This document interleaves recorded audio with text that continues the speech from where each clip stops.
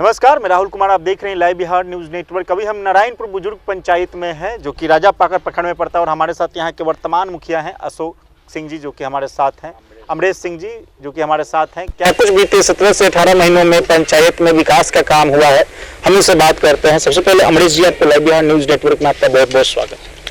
चलिए, आपके चैनल के माध्यम से हम आपके तमाम दर्शकों को और अपने पंचायत वासियों को मैं नमस्कार करता हूँ।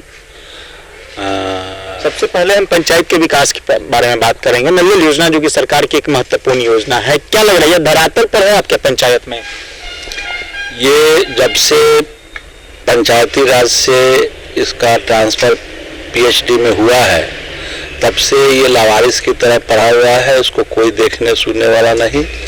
मतलब लगभग 10 नल जल का मोटर जल चुका था, जिसको अपने निजी मैंने कोष से हम जनता का प्रेशर था, उसको अपने पास से बनवाए हैं। नहीं तो अभी पूरे नल जल बंद होता। पीएचडी अधिकारी सुनता है, आता है, विजिट करता है, देखता है कि हमारे यहाँ इस तरह की समस्याएं हैं। वो सारा लेखा जोखा बनाने में, रिपोर्ट करने में ही मतलब महीना में एक आध बार आते हैं। ठीक है, वो रिपोर्ट बना के भेजते रहते हैं। कोई जमीन पर धरातल मतलब आमतौर पे कागजों में चलती है, लेकिन धरातल पर कुछ नहीं। धरातल पर कोई वर्क पीएचडी का नहीं है। इसमें बड़ी अधिकारी जो हो गए, जिला में जो अधिकारी पीएचडी विभाग के बैठते हैं, उसको सूचना दिए हैं कि हमारे यहाँ इस तरह की समस्या है। अभी जस्ट हम जो मोटर जले हुए हैं, उसके लिए जो पीएचडी का एसडीओ है, एक महिला मोनिका मैम है, उनको भी मैं टेलीफोन पर और जनसंवाद कार्यक्रम था, उसमें भी मैं इन समस्याओं के बारे में बताया हूँ, लेकिन उन्होंने कोई मार्गदर्शन नहीं दिया। राशन की मूलभूत समस्याएं क्या निकल करके आती है जनता के बीच अगर जाते हैं तो? राशन की मूलभूत समस्याएं जो हैं, जो लोग छूटे हुए हैं राशन में, जिनका नाम नहीं है, वो माने ऑनलाइन आवेदन करते हैं, लेकिन माने उनका कार्ड बनता नहीं है एक्चुअली। और माने वक्त बेवक्त आम लोगों का राशन कार्ड से नाम कटते रहता है, जिसका रीजन भी स्पष्ट नहीं हो पाता है। और वैसे लोग मतलब मुखिया या प्रखंड का चक्कर लगाते रहते हैं। हम लोग ऑनलाइन आवेदन करा देते हैं, लेकिन उस ऑनलाइन आवेदन से कुछ होता नहीं है। किसकी लापरवाही से इस तरह की समस्याएं आए दिन होती रहती है? इस पर जो सिस्टम है, वो सिस्टम का लापरवाही कहिए या सरकार तो होगा, प्रखंड में जो बैठे होंगे कोई पदाधिकारी, उनके कहने पे ये सब मतलब की होता है, या फिर पैसे की लेन देन की समस्या? हम लोग प्रखंड स्तर तक एमओ के पास समस्या को लेके जाते हैं, लेकिन एमओ कहती है कि आप ऑनलाइन कराइए, ऑनलाइन के सिवा कोई उपाय नहीं है। ठीक है, इसी में अपना जनता जूझते रहता है। जनता तो आपके पास आती होगी, क्योंकि जनता आपको चुन करके लाया है। बिल्कुल आती है। वैसे परिस्थिति में जनता को कैसे समझाते हैं?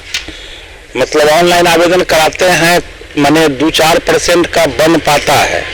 ठीक है, और 80-90-95% का नहीं बन पाता है ऑनलाइन आवेदन।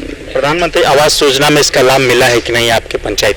हाँ, प्रधानमंत्री आवास योजना में 22-23 के सत्र में 600 लाभुकों को मकान मिला है।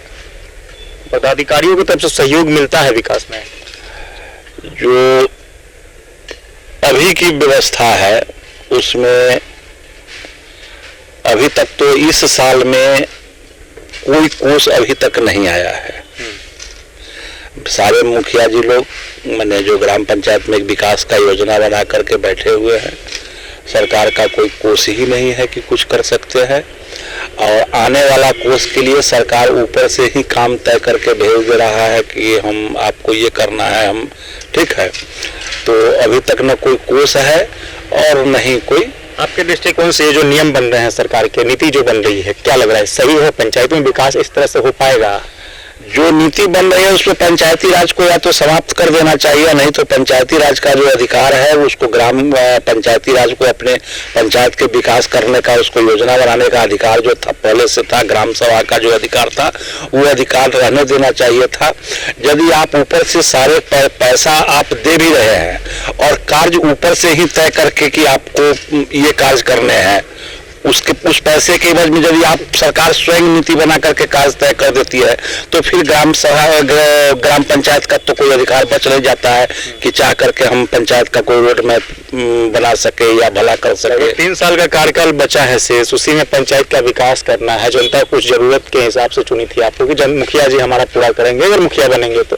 ये 3 साल जो शेष रह गया है, क्या लग रहा है 3 सालों में मिला जुला कर पंचायत में विकास का काम आपके द्वारा हो पाएगा? देखिए, यह सरकार की नीतियों के कारण जो अभी वर्तमान में जो इस सत्र में मुखिया जी हैं उन सबको इस चीज की जनता का कोप भाजन का शिकार बनना पड़ेगा। हम लोग हो भी रहे हैं, आगे भी होना पड़ेगा। मतलब चूंकि सरकार की नीतियां हैं कि कार्य स्वयं तय कर देती है। मतलब पैसा पंचायत से देगी, योजना सरकार तय करके को कुछ कहना चाहते हैं इस विषय? बिल्कुल, जो ग्राम पंचायत का जो अधिकार है और जो आम सभा को अधिकार है अपने पंचायत का माने विकास का योजना बनाने का, उस पर अमल करना चाहिए था। दीपावली और छठ पूजा है, उस पर क्या कुछ संदेश देना चाहते हैं जनता को? इसके लिए हम अपने पंचायत के तमाम जनता को हृदय से मतलब शुभकामना दे रहे हैं और मिलजुल करके ये सौहार्दपूर्ण वातावरण में हर्षोल्लास के साथ पर्व मनाए, यही शुभकामना है मेरा। नारायणपुर बुजुर्ग पंचायत के मुखिया अमरेश कुमार जी, जिन्होंने साफ तौर पर कहा है कि पंचायत में विकास हो रही है, लेकिन जिस तरह से सरकार की नीतियां चल रही है उस तरह से कहीं न कहीं मुखिया लोग को झेलना पड़ रहा है। कैमरा पर्सन रिंटू के साथ मैं Rahul Kumar, live Bihar news network.